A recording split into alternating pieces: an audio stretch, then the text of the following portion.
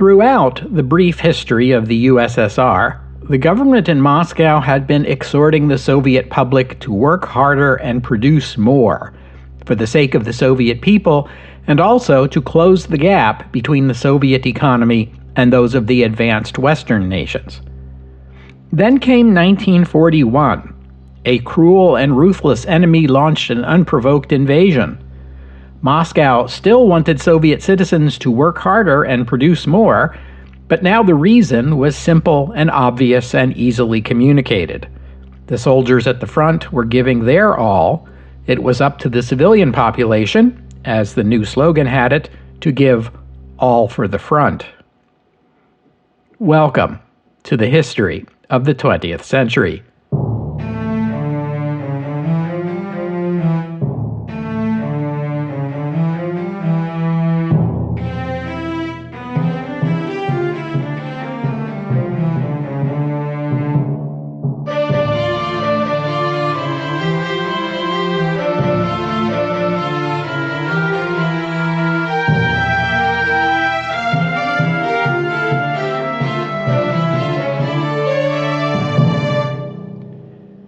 Episode 449, All for the Front.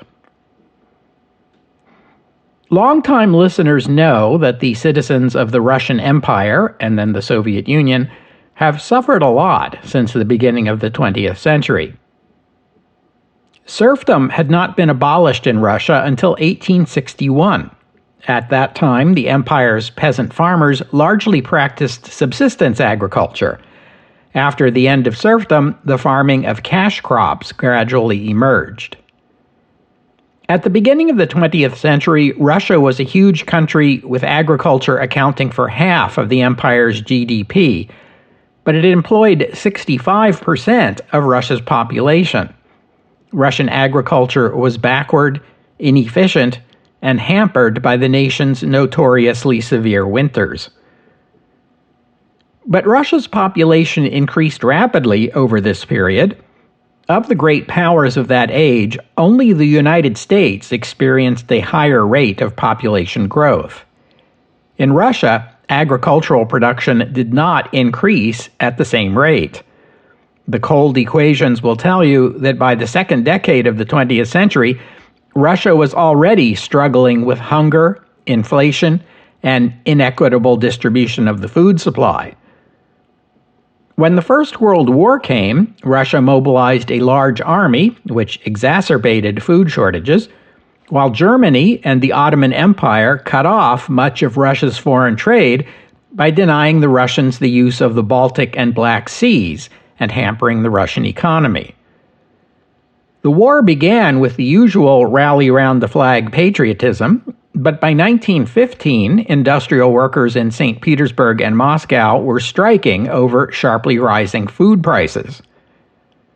Longtime listeners know what happened next. The war went badly, and the year 1917 saw not one but two revolutions in Russia. The first one ousted the emperor and formed a republic. The second created the world's first socialist government, led by Vladimir Lenin, and rebranded the nation as the Union of Soviet Socialist Republics, or the Soviet Union for short. Longtime listeners also know that the birth of the USSR was not the end of its people's woes. Hunger and the struggle to produce food sufficient to feed everyone remained. The Russian Civil War led to famine, caused partly by drought, partly by the Civil War, and partly by the Soviet adoption of what was called war communism, with tight government control over the economy, and particularly in the requisitioning of food from reluctant peasant farmers to feed factory workers in the city, who were, of course, the Communist Party's base of support. After the Communists won the Civil War, Lenin introduced the new economic policy, which allowed for a little bit of private enterprise in the socialist state. In particular, farmers were taxed rather than subjected to requisitions, creating an incentive for them to increase their production. It worked, and the Soviet agricultural sector began to grow more rapidly. Perhaps it worked too well, The agricultural sector grew faster than the industrial sector, and that caused its own problems, such as inflation.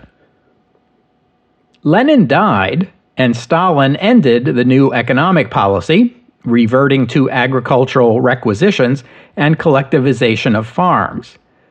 He introduced the 5-year plans, which rapidly developed the industrial sector and manufacturing output, but unrealistic requisitions of grain to feed the growing populations of factory workers led to famine in the countryside.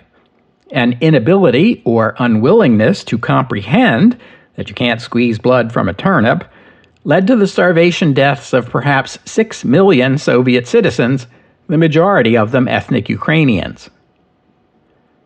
Why am I reminding you of all this? It's to point out that in 1941, when Germany invaded the Soviet Union, any Soviet citizen above the age of 38 or so would have memories of all these events from the February Revolution forward. Hunger and deprivation were familiar challenges to a large portion of the Soviet population. Hold that thought for a few minutes while we turn to the subject of evacuations. Many local and regional Soviet government entities had drawn up plans for emergency evacuations in the event of war. But these plans were vague and general, and no one considered the possibility of simultaneous evacuations across large swaths of the USSR. And why would they? Nothing of the kind had ever happened before. But then it did happen, beginning on June 22, 1941. The government in Moscow created a council, or Soviet, to oversee evacuations just 2 days after the German invasion began. But as we've seen, those early days of the invasion were a story of mass confusion. German forces were advancing so rapidly, encircling Red Army units and cutting communications, that the government was getting no clear information about what was going on at the front, or even where the front was. Regarding people, the most vulnerable were the first to be evacuated: children, the disabled, the sick, and the elderly. Those not in the categories of the vulnerable often fled by their own means.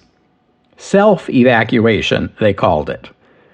More Soviet citizens self-evacuated than were evacuated by the state.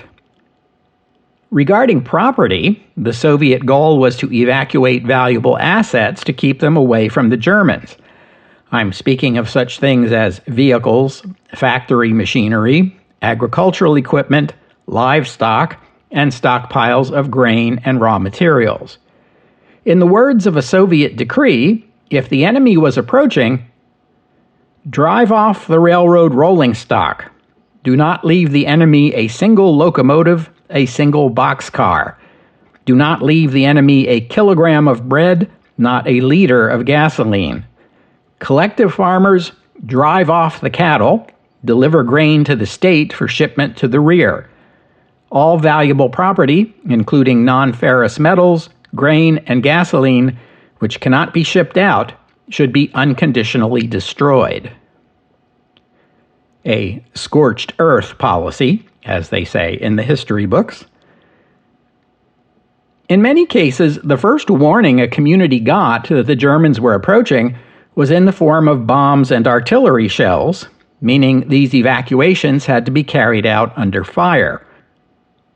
Local officials had to decide, in the midst of deafening explosions, what to do with the grain, the animals, the industrial equipment, and the people, and where to start in the midst of the chaos. The Soviet for evacuation did what it could. It designated train lines and allocated rail cars to ship people and materials east to towns and cities selected to receive them. Woe to the farm villages and small towns that did not have rail access. In mid-August, the party and the Soviet government hit on an ambitious idea. They would not merely evacuate factory equipment, they would devise plans to move the whole factory, the machinery and the workers, from the Western Soviet Union into the regions of the Urals, the Volga, Siberia, and the Central Asian republics, where the factories would be reestablished and resume production. Factory workers struggled to dismantle their machinery and load it into rail cars, often with little time. At one large electric power station in the Donbass region in eastern Ukraine, the staff estimated it would take a week to dismantle and ship out the generator. But when German bombs began to fall, they got the job done in 10 hours. Deciding when to start dismantling a factory was a tricky proposition. Tools and machinery packed into boxcars do not produce.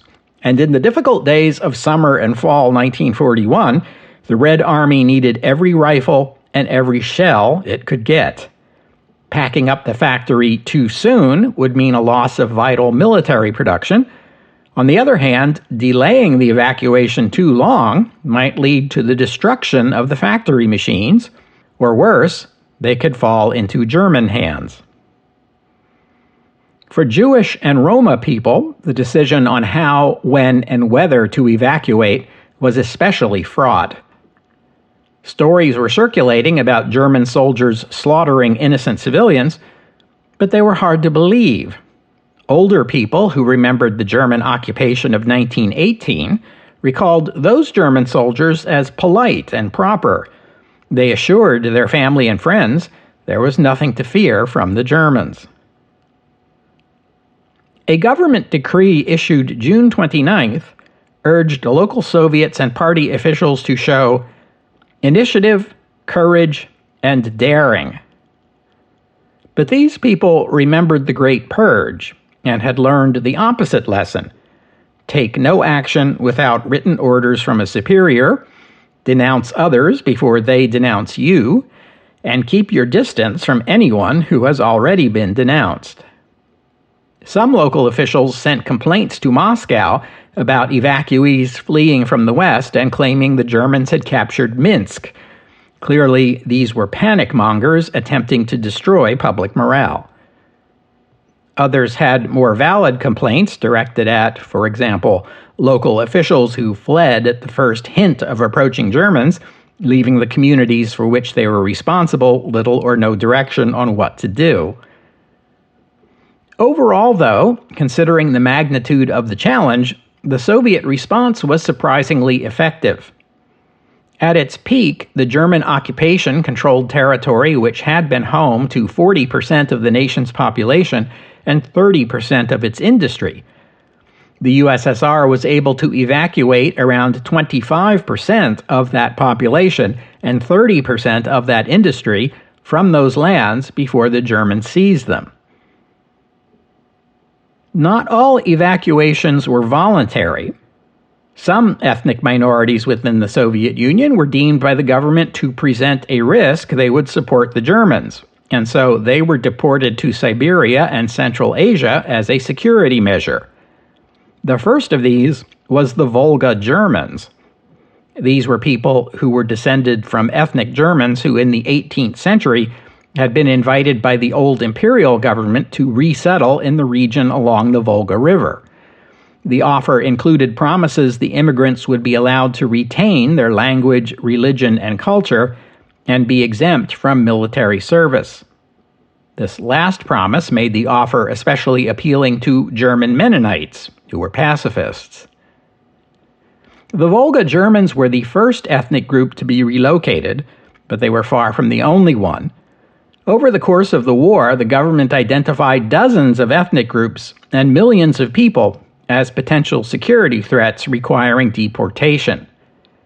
After the war, most of the deportees were permitted to return to their homes, with two significant exceptions: the Volga Germans and the Tatars of Crimea. I enumerated earlier the several times the Soviet Union experienced food shortages between 1918 and 1941. When you consider that the Germans occupied land accounting for 40% of the USSR's pre-war food production, it's easy to understand why the USSR experienced another round of food shortages during the war. The 20 million or more evacuees fleeing German occupation for the unoccupied USSR only exacerbated the problem, especially since most of these people were resettled into hastily built camps and barracks where there were no cooking facilities, which meant someone else had not only to provide food for them, but prepare it as well. The silver lining to those earlier periods of famine was that the Soviet government was experienced at rationing food, and the Soviet public was experienced at coping with it. I'm sure you will all remember the episodes on the siege of Leningrad, 406 and 407. As a large city surrounded and under siege, Leningrad obviously represents an extreme case, but hunger, vitamin deficiencies, and even death by starvation existed across the country. Outside of those various famine emergencies I talked about, the peacetime Soviet Union did not normally ration food. The communist government was content to subsidize staples and otherwise permit the buying and selling of food in an open market. The food subsidies sometimes produced bizarre and unwanted outcomes, such as farmers feeding bread to their livestock because it was cheaper than grain. Within 3 weeks of the German invasion, the Soviet government set up a system to ration food in Moscow and Leningrad. The system gradually spread to all the Soviet Union cities and to smaller towns and communities. In the smaller communities, only bread and sugar were rationed, while in the cities, it was those foods plus meat, fish, noodles, and fats. By the way, sugar was rationed because in the pre-war Soviet Union, sugar was produced from beets, and the German invasion hit this agricultural sector harder than most, seizing something like 80% of the nation's sugar production. Food purchased on ration was subsidized and inexpensive, but the price of food sold outside the rationing system skyrocketed until the government decided to ban all private trade in food. Soon, virtually the nation's entire food distribution was controlled by the rationing system. Even so, there simply wasn't enough for everyone, and hunger was universal, particularly in 1942 and 1943, when the food shortages were the most severe. Not even the basic staples, such as bread and meat, were rationed in rural agricultural communities. The farmers were presumed to be able to feed themselves. They each had small private plots of land to work, in addition to the collective land. Historically speaking, shortages of food often trigger revolutions, such as in France in 1789, or Germany in 1918, and of course Russia in 1917. Wartime food shortages during the Second World War were worse than anything the USSR or Russia had ever experienced before, including 1917. But despite the hardships this time around, there were no revolts, no food riots, no protests. The Soviet states' rationing system was generally successful and had widespread public support. It helped that this time around it was easy to understand why food was in short supply and who was to blame for it. The Germans, not the government. Keep in mind that your food ration sets the maximum for your food consumption, but it also sets your minimum. Bread was the centerpiece of the Soviet rationing system, and the government devoted a great deal of effort to ensure that everyone got freshly baked bread every day. In the episodes on the Siege of Leningrad, I outlined for you the basic Soviet rationing system. Everyone went into one of 5 categories, and how much food they allocated to you depended on your category. Soldiers in the Red Army got the largest allocation, then, in descending order of allocation, blue-collar workers, white-collar workers, and their dependents. And one last category, children 12 and under, they got extra rations that put them ahead of the dependent category. This also had the unfortunate effect that when 12-year-old children reached their 13th birthday, their ration went down, even though their calorie needs were likely going up.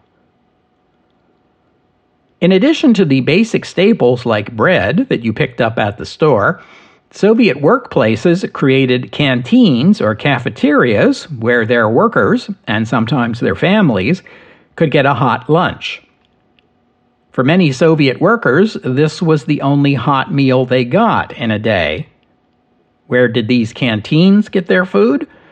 They got allocations from local and regional farms. The canteens could also buy whatever farmers were willing to sell that came from their private plots. The Soviet government also worked to provide private plots of land for townsfolk and villagers who were not farmers. People were encouraged to grow as much of their own food on these plots as they could. This, of course, was comparable to the Victory Gardens in the UK and the US. Another program, this one uniquely Soviet, allocated unused land to factories and workplaces where the workers could grow food to help supply the factory canteen. Farmers were usually more interested in bartering than in cash because they wanted consumer goods, which were scarce in wartime. Some factories set up shops to manufacture substitute consumer goods out of whatever scrap materials were left over from their principal production, which they then traded to farmers and cooperatives in exchange for their crops. And what did Soviet citizens grow in their private plots? During the hard times of 1942 and 43, far and away the most popular crop was the potato. Potatoes were already a staple food in Eastern Europe. They are relatively easy to grow, provide protein and vitamins, and produce more calories per unit of land than most crops. And as we've seen in other countries, people in the Soviet Union experimented with new recipes and new techniques to save food, such as reducing water that had been used to boil potatoes down to a sort of edible gel, which could then be sweetened and eaten as a dessert. The loss of so many factories, and the need for factories still under Soviet control to produce for the war effort, made many consumer goods difficult to obtain, if not impossible. I'm speaking of items like clothing, shoes, boots, needles and thread.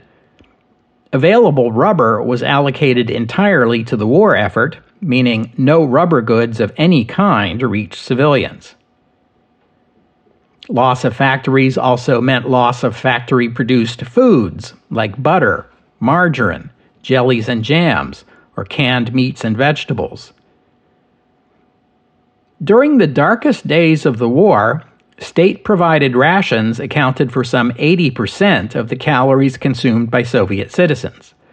This number would begin to decline in 1944.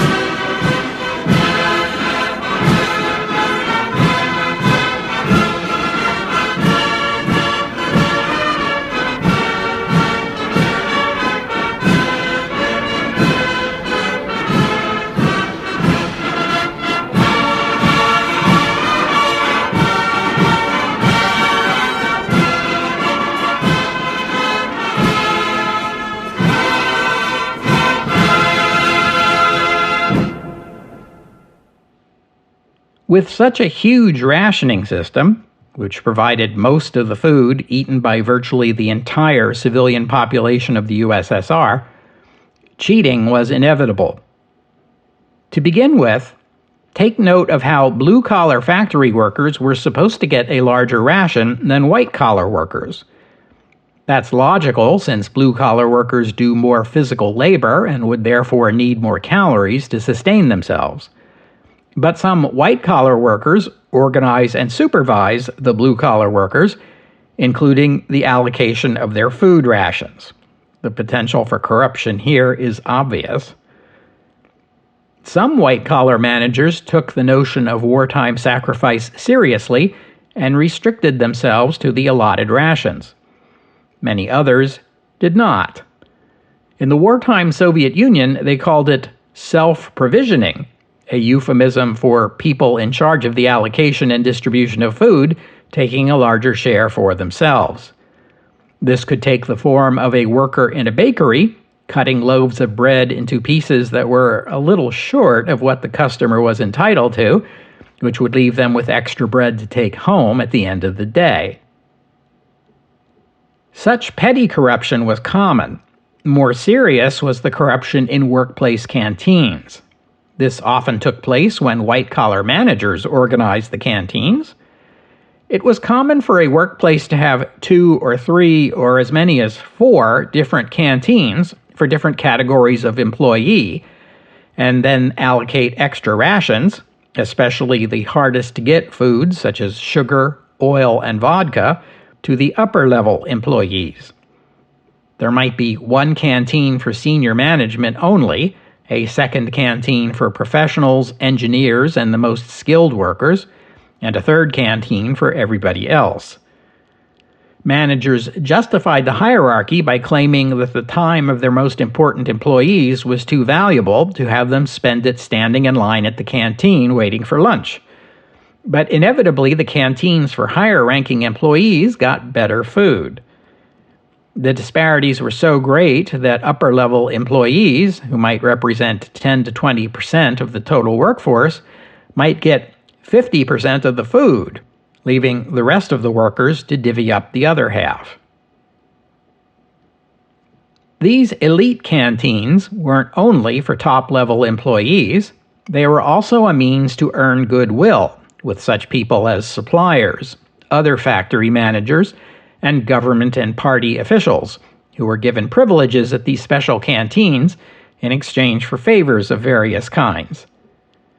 This didn't only happen in the canteens. For example, trains carrying foodstuffs might have to hand out portions of their cargo to local railway officials in exchange for permission to proceed to their next destination. These losses meant that the ordinary worker, who was officially entitled to one hot meal at the workplace canteen, often found that this hot meal was a bowl of thin soup made by boiling whatever meat, fish, or vegetables were left over after management took their cut. If they were lucky, it was thickened some with barley or oats, and if they were very lucky, it might have some salt in it. Self-provisioning turned the rationing system upside down.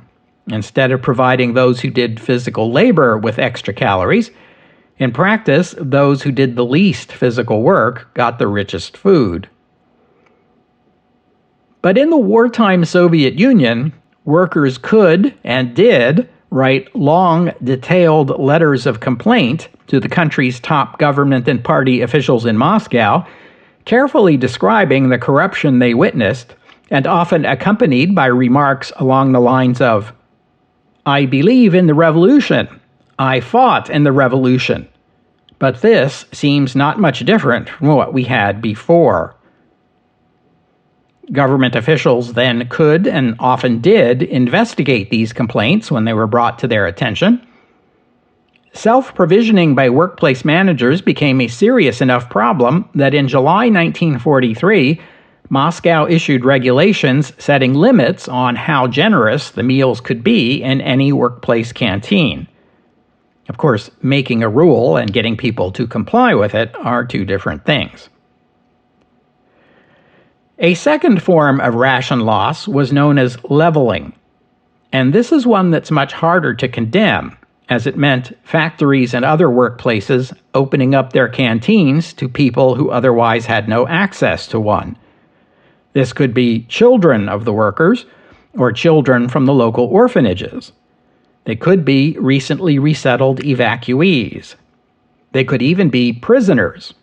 In the wartime Soviet Union, Prisoners were forced to do work in factories for the war effort, though they were entitled only to the rations the prison offered, which were meager even by wartime standards. Sympathetic managers in the factories to which they were assigned often opened the canteen to the prison laborers, if for no other reason than that they could get more work out of them if they were better fed. A third category of ration loss was outright theft. Theft from food stockpiles, which were then sold on the black market for profit. This was outright criminality, although evidence from the time suggests that the customers who bought stolen food on the black market were often the poor and deprived, who turned to the black market out of desperation, trading valuable consumer goods they owned from pre-war times, such as boots or overcoats, in exchange for something to eat. On the plus side, you could say that the black market provided hungry people with a last-ditch option to avoid starvation. On the minus side, you could also say that the black market took advantage of the poorest members of society and made them poorer. Trading your winter coat for a few loaves of bread might save your life today, but you might not make it through the next winter. Other combatant nations had food rationing, but nowhere was the system as strict and as Spartan as in the Soviet Union. Other combatant nations had shortages of consumer goods, but nowhere else had consumer goods virtually disappeared, except in Axis-occupied countries. But the most dramatic difference between life in the Soviet Union during the war and life everywhere else was in the allocation of labor.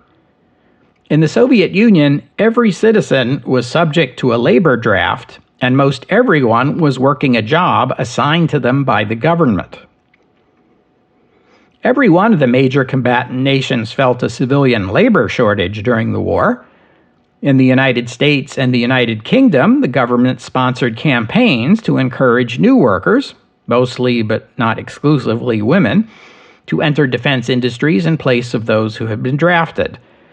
But in most cases, they were not forced to do such work, and even those who were forced were allowed to choose the kind of work they wanted to do. Germany used millions of slave laborers from occupied countries to fill the jobs vacated by Germans entering the military. Japan also relied on slave labor, but only in the Soviet Union was the entire labor force assigned to work in positions chosen for them by central planners, something never seen before, not even in the peacetime Soviet Union. Granted, the Soviet Union had labor shortages like no other combatant nation. More than a third of the working-age population was behind enemy lines, either living in occupied lands or in POW camps, or working for the Germans. Even before the USSR became part of the war in 1940, there were laws enacted to make it a crime to fail to come to work or to change jobs without official permission. After the war began, new laws permitted managers to require up to 3 hours of overtime from every worker and suspended all holidays. In no time, the 11-hour day, 6 days a week, became the new normal. A week after the German invasion began, the government created an agency to allocate labor. It began by recruiting women and retired people and reassigning workers from positions in non-essential industries. I should note here that because of the 5-year industrialization plans, the USSR already had a shortage of factory workers in the 1930s, and more than a third of working-age women in the Soviet Union already had jobs in factories or offices. There were also draft-age people who were found unfit for military service. The Soviet Union's local draft boards would refer them for civilian labor. It took only until the end of 1941 for the government to exhaust the supply of workers recruited by these means, and the demand for workers was only increasing. The following year, 1942, saw even greater efforts to recruit workers and match them to jobs. In the early months of the war, drafted laborers were assigned work near their homes, where they could return at the end of the day. But as the need for workers became greater, and with factories relocating to the sparsely populated eastern regions of the country, the government began relocating workers over great distances. In early 1942, the government began recruiting farmers and their families from rural collectives. They were taken away to work in factories only for a few months at a time during the seasons when there was less farm work. They were then sent back during the busy spring planting and autumn harvesting seasons.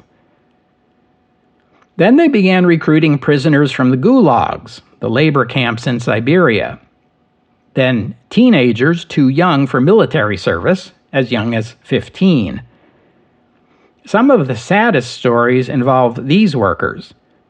These were young people who had not yet learned how to care for themselves, and they were suddenly taken away from their families, sometimes over great distances, to work in factories and live in dormitories, often filthy, jammed together in bunk beds that were no more than wooden planks without bedding or blankets, boys and girls housed together, with little food and little medical care.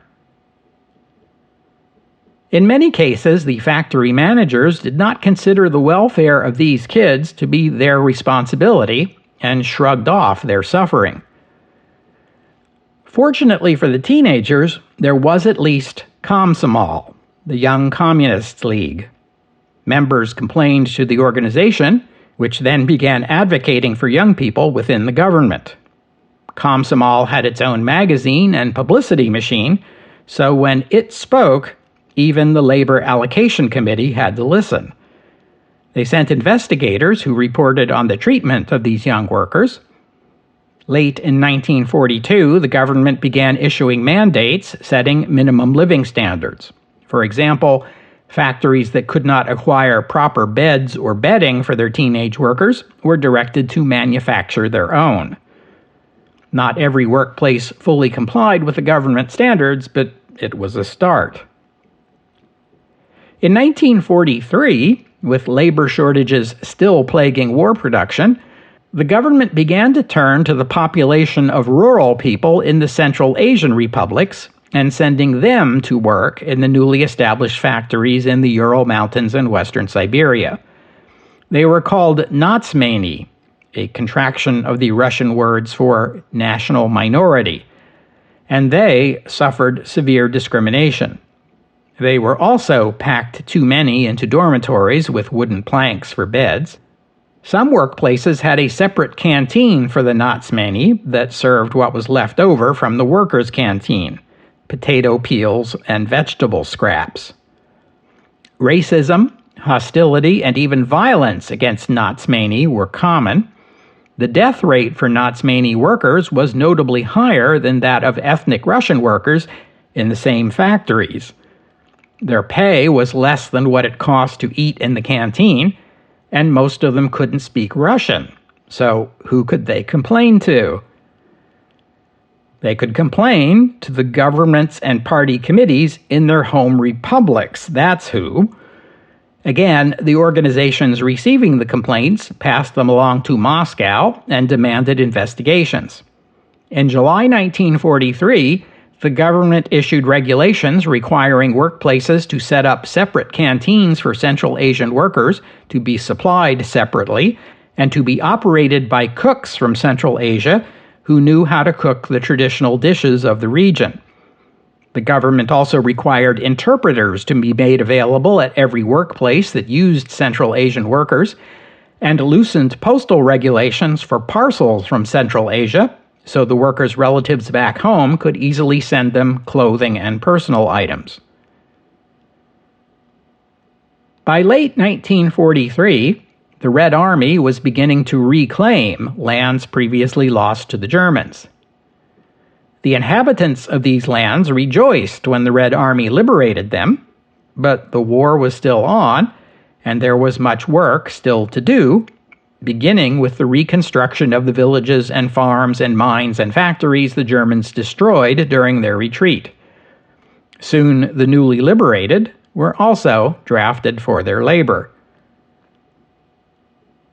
By 1944, with the momentum of the war clearly turning in the Soviet Union's favor, many relocated workers were no longer willing to put up with the appalling living conditions at their new workplace. Hundreds of thousands of them simply left and returned home. This was technically against the law, and these workers were liable for severe penalties, but ironically, understaffed law enforcement and prosecutorial offices couldn't keep up. Some were punished, others escaped the system untouched. In many cases, offenders were, quote-unquote, sentenced to work in factories back in their hometowns, albeit at reduced pay. By the end of the war, only a small minority of Soviet citizens were still living in the same home they were living in when the Germans invaded. When we think of war mobilization, we think of soldiers marching back and forth across nations.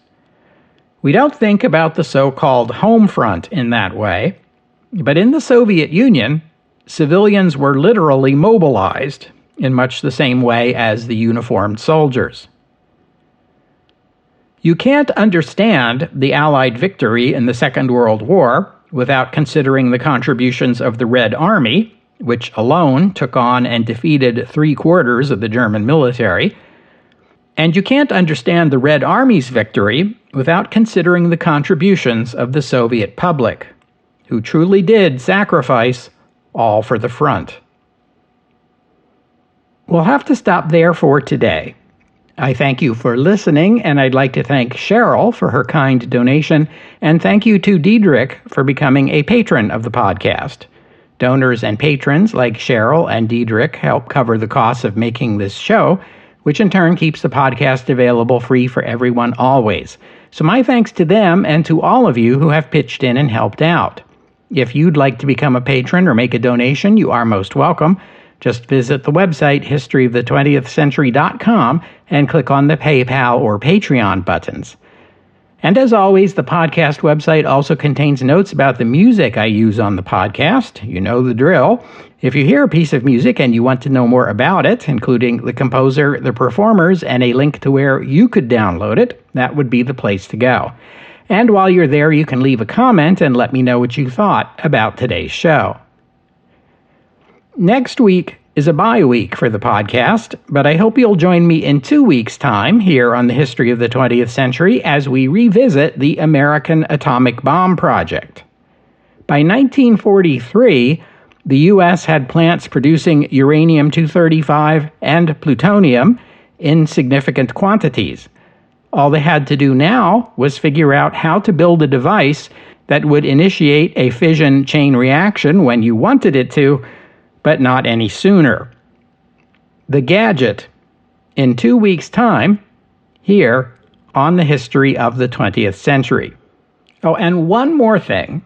Before I go, I want to give the last word to a Red Army veteran, a man named Arkady Redko, who reflected after the war and concluded, and I quote, "Of course, many nations and many countries suffered in this war, but I think that the heaviest hardships fell on our people.